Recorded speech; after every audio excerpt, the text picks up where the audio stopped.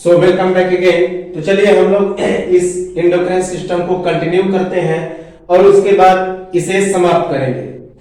तो अंडाशय की संख्या कितनी होती है? 2। यह केवल महिलाओं में मौजूद होती है तथा इसकी उपस्थिति कहां पे? तो उदर में अर्थात पेट में। तो अंडाशय की संख्या होती है 2 और यह केवल महिलाओं में मौजूद होती है और इसकी उपस्थिति उदर में अर्थात या पेट में पाया जाता है। Ovary is found in only females and it is present in stomach and its number is 2। Ovary is found in only females, हमने बताया था यह जो डिंब ग्रंथि है उससे अंडाशय का स्राव होता है, तो वह केवल मादा जनन तंत्र में पाया जाता है। तो यह कहां पे? तो पेट में पाया जाता है महिलाओं के।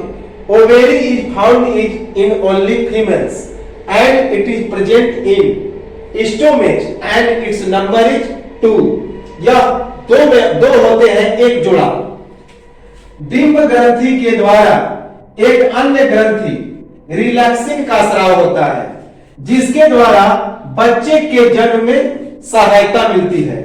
तो डिंब ग्रंथि के द्वारा एक और ग्रंथि हमने बताया था कि एस्ट्रोजन और प्रोजेस्टेरोन, यह डिंब ग्रंथि अर्थात जो ओवेरी ग्लैंड है उसके द्वारा स्रावित हार्मोन है। एक तीसरा ग्रंथि भी है जिसका नाम है रिलैक्सिन। तो डिंब ग्रंथि के द्वारा एक अन्य ग्रंथि जिसका नाम है रिलैक्सिन, इसके द्वारा बच्चे के जन्म में सहायता की जाती है। Relaxin ovary gland secretes and other gland called relaxin which helps in birth of child. Ovary gland secretes and other gland called relaxin which helps in birth of child. बच्चे के जन्म में सहायता करने वाला यह एक हार्मोन है रिलैक्सिन। एस्ट्रोजन मादाओं में द्वितीयक जनन अंगों की वृद्धि और विकास। यह जो एस्ट्रोजन है मादाओं में द्वितीयक जनन अंगों की वृद्धि एवं विकास करता है, जैसे कि स्तन की वृद्धि, यौन आकार में वृद्धि।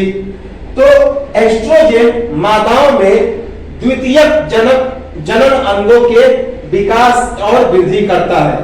तो एस्ट्रोजन मादाओं में द्वितीयक जनन अंगों के वृद्धि एवं विकास में सहायता करता है। Estrogen growth and development of secondary sexual organs. Growth and development of secondary sexual organs कौन? एस्ट्रोजन करता है। द्वितीयक जनन अंगों की वृद्धि एवं विकास। प्रोजेस्टेरोन गर्भ निर्धारण के लिए निर्धारण वाला हार्मोन है। तो प्रोजेस्टेरोन गर्भ निर्धारण वाला हार्मोन है, अर्थात प्रोजेस्टेरोन के द्वारा ही गर्भ का निर्धारण होता है। जो गर्भ होता है उसका जन्म, गर्भ की उत्पत्ति इसी के द्वारा होती है। गर्भाशय का निर्माण होता है प्रोजेस्टेरोन के द्वारा। इंपॉर्टेंट है, जो कि मादा हार्मोन है। तो प्रोजेस्टेरोन गर्भधारण के निर्धारण वाला हार्मोन है। इसे प्रेगनेंसी हार्मोन भी कहते हैं। तो प्रेगनेंसी हार्मोन कौन है? तो प्रोजेस्टेरोन है, क्योंकि प्रेगनेंसी के समय इसी के कारण प्रेगनेंसी होता है, प्रोजेस्टेरोन के कारण गर्भावस्था का उत्पत्ति होता है। एसीटीएच जिसे एड्रीनोकॉर्टिकोट्रोपिक हार्मोन कहते हैं, अधिवृक्क ग्रंथि के द्वारा हार्मोन स्राव के लिए उत्तरदायी है। तो जो एसीटीएच होता है एड्रीनोकॉर्टिकोट्रोपिक हार्मोन, एड्रीनोकॉर्टिकोट्रोपिक हार्मोन अधिवृक्क ग्रंथि के द्वारा हार्मोन के स्राव के लिए उत्तरदायी होता है। तो अधिवृक्क ग्रंथि के द्वारा जो हार्मोन का स्राव होता है तो वो किसके द्वारा होता है? तो एसीटीएच के द्वारा, एड्रीनोकॉर्टिकोट्रोपिक hormone. ACTH adrenocorticotropic hormone is responsible for secretion of hormones of adrenal gland। तो ACTH अर्थात adrenocorticotropic hormone is responsible for secretion of hormones of adrenal gland.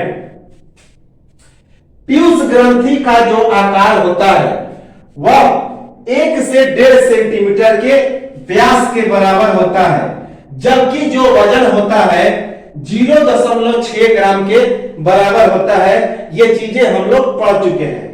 लेकिन गर्भावस्था के दौरान इसके भार में वृद्धि हो जाती है और वृद्धि होकर 0.7 से लेकर 1 ग्राम तक इसका भार हो जाता है और इस प्रोसेस को हाइपोफाइसिस सेरेब्राई कहा जाता है।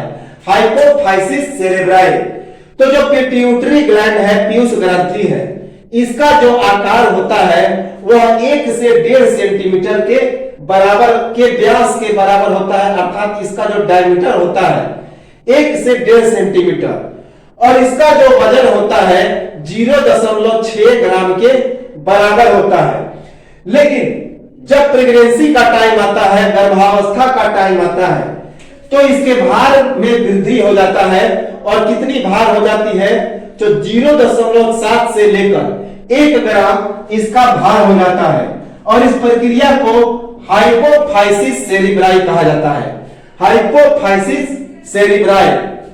The size of pituitary gland is 1 to 1.5 centimeter in diameter, whereas weight is 0.6 gram. But at the time of pregnancy or fetus, its weight increases till 0.7 to 1 gram. Pregnancy.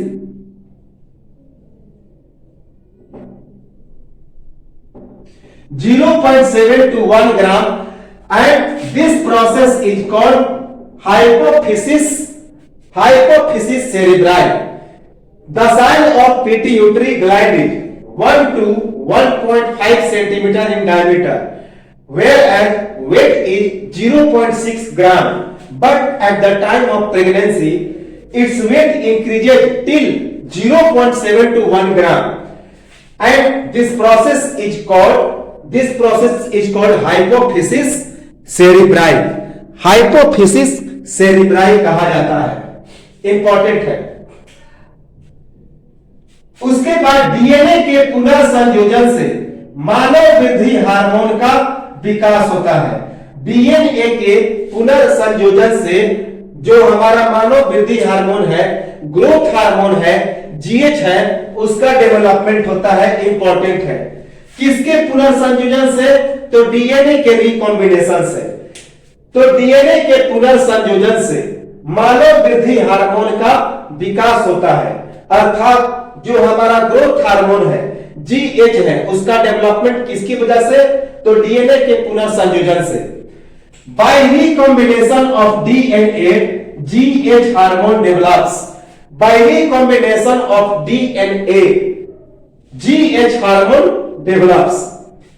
बौनापन को नैनिज्म या एंटीलियोसिस भी कहा जाता है। हालांकि ये चीजें हमने देख लिया था। बौनापन को नैनिज्म या एंटीलियोसिस कहा जाता है।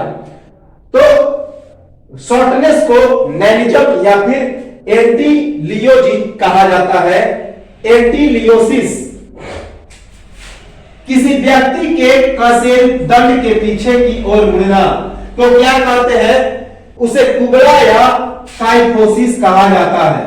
तो याद रखेंगे कि जब कोई किसी व्यक्ति का कसेरिक दंड अर्थात जो रीढ़ की हड्डी है वह पीछे की ओर मुड़ जाती है, अर्थात वह इस आकार में हो जाता है, तो उसको हम लोग कुबड़ा या फिर काइफोसिस कहते हैं। कुबड़ा या फिर काइफोसिस। तो किसी व्यक्ति के कसेरू दंड का पीछे की ओर मुड़ जाना क्या कहा जाता है? तो उसे कुबड़ा या फिर काइफोसिस कहा जाता है। The twisting of vertebrae at back side is called hunchback और kyphosis. The twisting of vertebrae at back side is called hunchback और काइफोसिस। थायराइड प्रेरक हार्मोन TSH का अन्य नाम है थायरोट्रोपिन जो थायराइड प्रेरक हार्मोन है, थायराइड स्टिमुलेटिंग हार्मोन है, अर्थात TSH है, उसका और नाम क्या है? थायरोट्रोपिन। तो TSH thyroid stimulating hormone, TSH उसका नाम क्या है? थायराइड प्रेरक हार्मोन का, तो thyrotropin. The other name of TSH thyrotropin, other name of TSH is thyrotropin, important है। PRL हार्मोन का अन्य नाम लियोट्रोपिक हार्मोन, PRL जिसे हम लोग क्या कहते हैं? तो यह दूध के स्तन के दूध में विकास होता है, लैक्टोजेनिक इसका नाम है। तो लैक्टोजेनिक या प्रोलैक्टिन, तो प्रोलैक्टिन या लैक्टोजेनिक को अर्थात PRL हार्मोन को हम लोग लियोट्रोपिक हार्मोन भी कहते हैं, luteotropic hormone. The other name of PRL hormone is luteotropic hormone, the other name of PRL hormone is luteotropic hormone. Melanotropic hormone MTH, इसे MTH या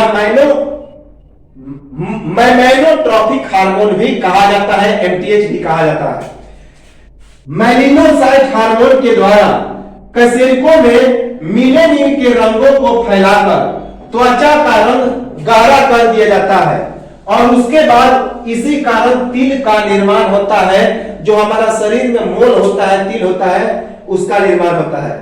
तो मेलानोसाइट हार्मोन के द्वारा कशेरुक जंतुओं में मेलानिन एक वर्णक होता है, ये चीजें हम लोग पढ़ चुके हैं, एक पिगमेंट होता है, तो इसके रंगों को फैलाकर त्वचा का रंग गहरा करके तिल का निर्माण होता है, मोल का फॉर्मेशन होता है मेलानिन के रंगों के द्वारा।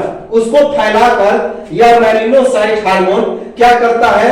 तो रंगों को गहरा करके तिल का निर्माण करता है। इन melanocyte hormone melanin expands the particles of colour and makes skin deep colour and called mole. तो इन melanocyte hormone melanin expands the particles of color and makes skin deep color and called mole। वृषणों में शुक्र वाहिकाओं के बाहर Leydig कोशिकाओं के छोटे छोटे समूह मौजूद होते हैं, जिनकी उपस्थिति नर हार्मोन अर्थात एंड्रोजन में टेस्टोस्टेरोन के रूप में होता है। तो याद रखेंगे, लेडिक कोशिकाएं जिन्हें क्या कहते हैं? तो उसे हम लोग टेस्टोस्टेरोन भी कहते हैं, मोस्ट इंपॉर्टेंट है। तो जो वृषण होता है, टेस्टिस होता है, उसमें शुक्र वाहिकाओं अर्थात फास्ट डिफरेंस जो होता है, उसके बाहर लेडिक कोशिकाओं के छोटे छोटे समूह पाए जाते हैं, जिनकी उपस्थिति किसमें होती है? तो नर हार्मोन के एंड्रोजन में, जिसे टेस्टोस्टेरोन कहा जाता है, याद रखेंगे। In testes, the outside of vast difference, the small groups of Leydig cells are present in androgen in the form of testosterone। याद रखेंगे, in testes, the outside of vast difference, the small groups of Leydig cell are present in androgen in the form of testosterone। Testosterone का नाम क्या है? तो पौरुष विकास hormone. Testosterone को पौरुष विकास हार्मोन भी कहते हैं, क्योंकि इसके द्वारा दाढ़ी, मूंछ, भारी आवाज और मैथुनेच्छा की इच्छा होती है, मैथुन करने की अर्थात सेक्स करने की इच्छा प्रकट होती है। तो टेस्टोस्टेरोन को इसी कारण पौरुष विकास हार्मोन कहते हैं, मेल डेवलपमेंट हार्मोन कहते हैं, क्योंकि इसके द्वारा दाढ़ी, मूंछ, भारी आवाज, मैथुनेच्छा की इच्छा होती है। The name of testosterone male development hormone, तो the name of testosterone is male development hormone.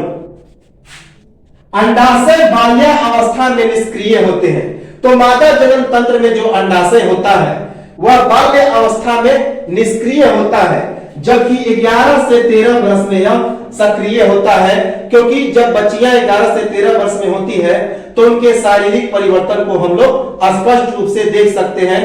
शारीरिक उभार, स्तनों में वृद्धि, उसके आवाज में पतलापन और सारी यौनों का विकास, ये सभी होने लगते हैं। बाल आने शुरू होते हैं, मेंस्ट्रुएशन साइकिल आने शुरू होते हैं।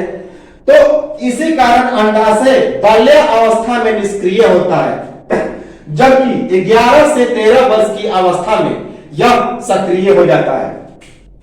Ovaries are inactive in childhood, whereas active in 11 to 13 years.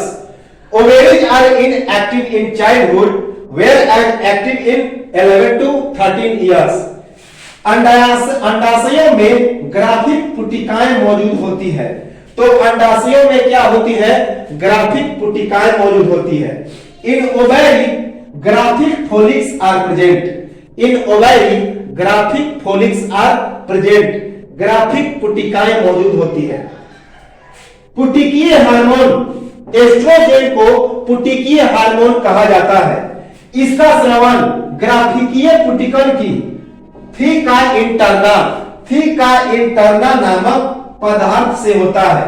तो एस्ट्रोजेन या फिर जिसे पुटिकीय हार्मोन कहते हैं, तो उसका स्रावन किसके द्वारा?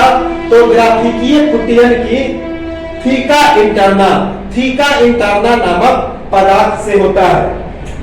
The secretion of follicle hormone is from the theca interna of graphic follicle. The secretion of follicle hormone is from the theca interna of graphic follicle. Estrogen को नारी विकास हार्मोन या स्टेरियल कहा जाता है। तो एस्ट्रोजेन हमने बताया था कि एस्ट्रोजेन मादा जननांग अंगों की वृद्धि एवं विकास में इंपॉर्टेंट रोल अदा करता है, इसी कारण इनका डेवलपमेंट होता है। तो इसी कारण इसे नारी विकास हार्मोन कहा जाता है, जबकि टेस्टोस्टेरोन को वो पौरुष विकास हार्मोन और नारी विकास हार्मोन को स्टेरियल भी कहा जाता है। स्टेरियल एस्ट्रोजेन फीमेल डेवलप हार्मोन और स्टेरियल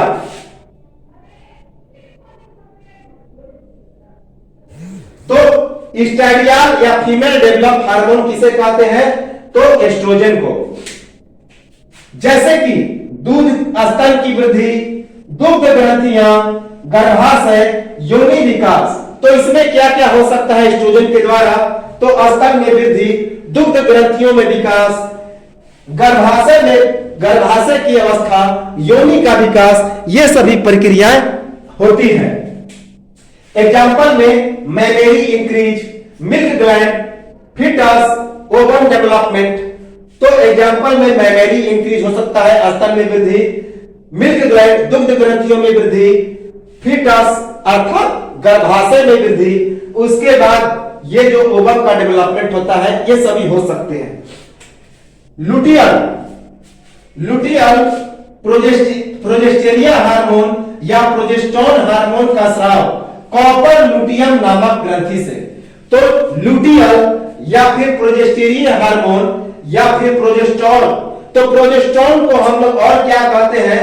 प्रोजेस्टेरोन को हम लोग लुटियल या प्रोजेस्टीय हार्मोन कहते हैं। तो लुटियल या प्रोजेस्टीय हार्मोन या प्रोजेस्टेरोन हार्मोन का जो स्राव होता है किसके द्वारा? तो कॉर्पस लुटियम नामक ग्रंथि से। कॉर्पस लुटियम नामक ग्रंथि से होता है, जिसे पित्त पिंड कहा जाता है, गॉल ऑब्जेक्ट। तो कॉर्पस लुटियम को पित्त पिंड या गॉल ऑब्जेक्ट कहा जाता है।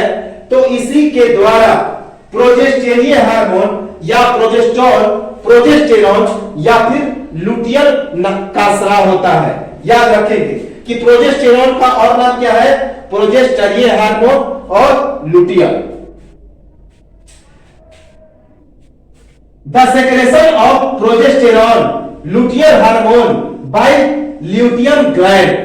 द सेक्रेशन ऑफ प्रोजेस्टेरोन और लुटियन हार्मोन बाय किसके द्वारा? तो ल्यूटियन ग्लैंड के द्वारा। Lutein gland relaxing corpus luteum के पास स्थित होता है और इसके कारण गर्भाशय में फैलाव आता है और यह मुलायम रहता है और बच्चे का जन्म आसानी से हो जाता है।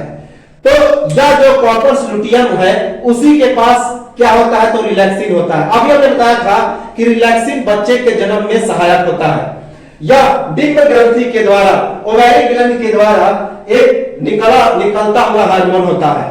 तो यह किसके पास होता है, तो रिलैक्सिन कॉर्पस लुटियम के पास होता है और इसी के कारण गर्भाशय में फैलाव होता है और बच्चे का जन्म आसानी से हो जाता है। तो यह रिलैक्सिन क्या करता है कि मुलायम रखता है योनि को और पेट को क्या करता है, लचीला बनाए रखता है। तभी तो बच्चे के जन्म 9 महीने के बाद भी पेट जो है आसानी से फटता नहीं है, पेट फूला हुआ रहता है और बच्चा इस छोटे से योनि के माध्यम से चूंकि मुलायम कर देता है, आसानी से बाहर आ जाता है। तो रिलैक्सिन कॉर्पस लुटियम के पास स्थित होता है और इसके कारण गर्भाशय में फैलाव होता है और बच्चे का जन्म आसानी से हो जाता है। Relaxin is presented near corpus luteum and this expends fetus and soften fetus and child birth easily. Relaxin is presented near corpus luteum and this expand fetus and soften fetus and child birth easily. यह दूसरी सबसे छोटी अंतःस्रावी ग्रंथि कौन होता है, तो परावटु। जो पैराथायरॉइड ग्लैंड है, परावटु ग्रंथि है, वह दूसरी सबसे छोटी अंतःस्रावी ग्रंथि होती है और सबसे छोटी तो पिट्यूटरी ग्लैंड, पीयूष ग्रंथि। इसके बारे में जानकारी किसने बताया, तो सैंडस्ट्रॉम ने। कब, 1880 में। तो परावटु ग्रंथि या पैराथायरॉइड ग्लैंड दूसरी सबसे छोटी अंतःस्रावी ग्रंथि होती है और जिसके बारे में सबसे पहले जानकारी किसने दिया, तो सैंडस्ट्रॉम ने 1880 में। Second smallest endocrine gland is parathyroid gland and it was first known by Sandstrom in 1880। याद रखेंगे कि second smallest gland is parathyroid hormone is second smallest endocrine gland and it was first known by Sandstrom in 1880। Adrenal ग्रंथि की खोज किसने की, तो ड्यूस्टेचिलस के द्वारा 1543 ईस्वी में, तथा इसके कार्यों का सर्वप्रथम की वर्णन किसके द्वारा किया गया, तो कैनन के द्वारा। तो एड्रिनल ग्रंथि की खोज किसने की, तो ड्यूस्टेचिलस ने। जबकि कब की, तो 1543 ईस्वी में। लेकिन इसके कार्यों का वर्णन किसके द्वारा किया गया, तो कैनन के द्वारा। The discovery of adrenal gland by Deuschatulus in 1543 and the determination of its function by Cannon। याद रखेंगे, the discovery of adrenal gland was Deuschatulus in 1543 and the determination of its function by Cannon। Adrenal ग्रंथि का रंग कैसा होता है, तो पीला होता है। एड्रिनल ग्रंथि का रंग पीला होता है क्योंकि किसके पास होता है, तो वृक्क के पास, गुर्दे के पास, गुर्दे के ठीक ऊपर होता है। तो एड्रिनल ग्लैंड येलो होता है, पीला होता है। सिक्रेटिन का आविष्कार डेविस और स्टार्लिंग के द्वारा 1903 ईस्वी में किया गया था। हमने बताया था कि सबसे पहला खोजा गया हार्मोन कौन था, तो सिक्रेटिन था। किसने किया, तो बेलिस और स्टार्लिंग ने। कब किया, तो 1903 ईस्वी में, बेलिस और Starling. The discovery of secretin by Bayliss and Starling in 1903। The discovery of secretin by Bayliss and Starling in 1903। Addison रोग का पता किसने लगाया, थॉमस एडिसन ने। कब, 1855 ईस्वी में। एडिसन नामक बीमारी का पता किसने लगाया, तो थॉमस एडिसन ने 1855 ईस्वी में। यस, एडिसन रोग के बारे में हमने पढ़ लिया है। इसके पिछले वीडियो में आप लोग उसे देख सकते हैं, डिस्क्रिप्शन बॉक्स में है, प्लेलिस्ट में है।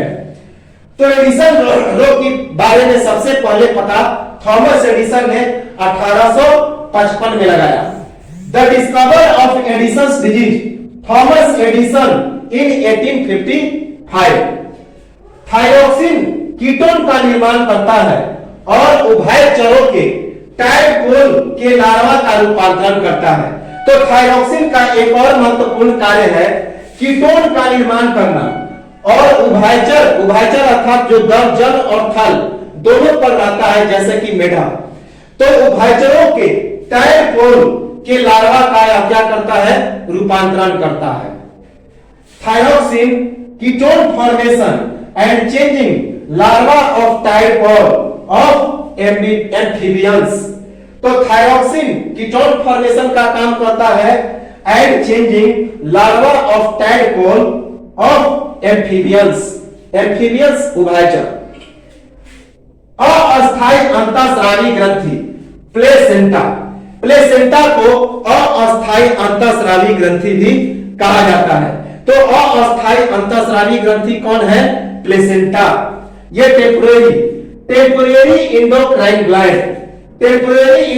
ग्लैंड कौन है, तो प्लेसेंटा है। प्लेसेंटा को अस्थायी अंतःस्रावी ग्रंथि कहा जाता है। वृक्क अर्थात गुर्दा के द्वारा जो स्रावित हार्मोन है, वृक्क अर्थात गुर्दा अर्थात किडनी, तो वृक्क अर्थात गुर्दा अर्थात किडनी के द्वारा जो स्रावित हार्मोन है, दो हार्मोन का स्राव होता है, कैल्सिटाइल और एरिथ्रोपाइटिन। तो कैल्सिटाइल और एरिथ्रोपाइटिन ये दोनों जो है हार्मोन यह वृक्क अर्थात गुर्दा के द्वारा स्रावित होते हैं। कौन, कैल्सिटाइल और erythropoietin. The hormone secreted by kidney calcitriol and erythropoietin. The hormone secreted by kidney calcitriol and erythropoietin. Corpus luteum को क्या कहा जाता है, तो पित्त पिंड कहा जाता है, गॉल ऑब्जेक्ट कहा जाता है। याद रखेंगे, अभी हमने पढ़ लिया। थायरोक्सिन एमिन हार्मोन से स्टेरॉइड का स्राव नहीं। थायरोक्सिन जो कि एमिन हार्मोन कहा जाता है उससे स्टेरॉइड का स्राव नहीं होता है। There is no secretion of cholesterol from thyroxine, जिसे एमिन हार्मोन कहते हैं। तो इस चीज को हम लोग देख लेंगे तो यह क्लियर हो जाएगा कि कौन एमिनो अम्ल का स्राव करता है, कौन पेप्सिन का स्राव करता है और कौन स्टेरॉइड का स्राव करता है। तो हार्मोन तीन प्रकार के होते हैं, एक स्टेरॉइड हार्मोन, दूसरा एमिन हार्मोन और तीसरा पेप्टाइड हार्मोन। तो स्टेरॉइड हार्मोन इसका निर्माण कोलेस्ट्रॉल से होता है, जबकि एमिन हार्मोन यह एमिनो अम्ल से बनते हैं जिसे थायरोसिन कहते हैं। तो इसका निर्माण एमिनो अम्ल और या फिर थायरोसिन से होता है, डिराइव्ड फ्रॉम एमिनो एसिड। और जो पेप्टाइड हार्मोन है, पेप्टाइड हार्मोन का निर्माण पेप्सिन से होता है। जब हम लोग डाइजेस्टिव सिस्टम पढ़ेंगे तो पेप्सिन, ट्रिप्सिन इस सब के बारे में ज्यादा पढ़ेंगे। तो पेप्सिन से होता है। तो सबसे पहले हम लोग देखें स्टेरॉइड हार्मोन। स्टेरॉइड हार्मोन इसका निर्माण कोलेस्ट्रॉल से होता है। याद रखेंगे, स्टेरॉइड हार्मोन का निर्माण कोलेस्ट्रॉल से। Derived from cholesterol. इसके लास्ट में ओ तथा एन या इन से अंत होता है। तो जो स्टेरॉइड हार्मोन होता है इसके लास्ट में और या ओल या क्या रहता है, तो एन लगा रहता है, एन और या ओल। इंडिंग विथ ओल एंड ओन, जैसे कि कॉर्टिसोल में लास्ट में ओल है, एल्डोस्टेरोन लास्ट में ओल है, टेस्टोस्टेरोन, एस्ट्रोजन, उसके बाद प्रोजेस्टेरोन, ये सभी स्टेरॉइड हार्मोन है। उसके बाद एमिन हार्मोन एमिनो अम्ल से, जिसे थायरोसिन कहा जाता है, उससे इसका निर्माण होता है। तो एमिन हार्मोन थायरोसिन या फिर एमिनो अम्ल से इसका निर्माण होता है। डिराइव्ड फ्रॉम एमिनो एसिड और thyroxine, derived from amino acid और थायरोसिन। इसके लास्ट में आयन लगा रहता है, आयन। तो जो आयन से अंत हो वह सब एमिन हार्मोन है। इंडिंग विथ आयन, जैसे थायरोक्सिन में आयन लगा है। उसके बाद adrenaline, nor adrenaline, nor adrenaline. इसके बाद पेप्टाइड हार्मोन, इसका निर्माण पेप्सिन से होता है, फॉर्म्ड बाय पेप्सिन, पेप्सिन से इसका निर्माण होता है। यह पेप्टाइड बंधन, इसमें पेप्टाइड बंधन मौजूद होते हैं, पेप्टाइड बंधन मौजूद होते हैं, है पेप्टाइड बॉन्ड। तो पेप्टाइड हार्मोन है पेप्टाइड बॉन्ड, जैसे कि TSH thyroid stimulating hormone, FSH, LH luteinizing hormone, insulin, glucagon, oxytocin, ADH.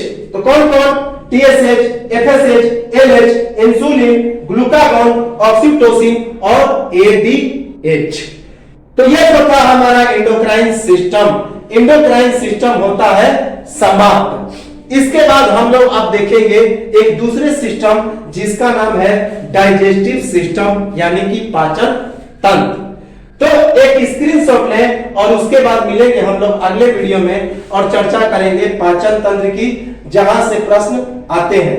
तो काफी लंबा चला और लंबा चलने का कारण है कि यह पूरा डिटेल में था, इससे ज्यादा प्रश्न नहीं आएंगे, एक्स्ट्रा ही हमने बता दिया। तो मिलेंगे हम लोग अगले वीडियो में, तब तक